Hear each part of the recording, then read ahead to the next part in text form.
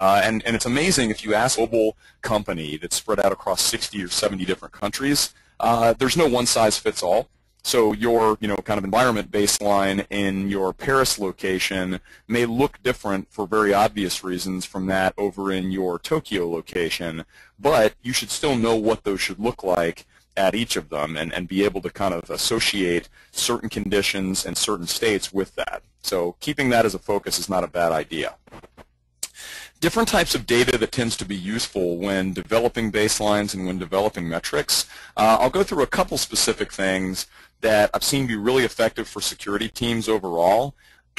So your system inventory data that tends to be useful, at least what I've seen, certainly any sort of network addressing, as I said, IP subnets, MAC addresses, depending on how you're monitoring.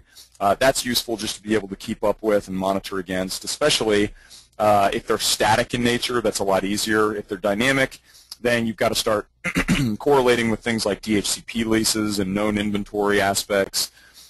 System DNS names, of course, and NetBIOS names. Those are just keeping up with known systems that we've been associating and kind of monitoring over time. And then OS in use and version, and again, patch level and so on. That's another very useful aspect because that's much more policy related. So, what's our standard minimum OS? What's our standard patch level for a particular period of time?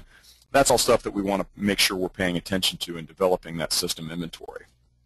For a process and service inventory, knowing what services are running, that's, of course, a part of vulnerability management overall, but then that starts to kind of dovetail into this critical control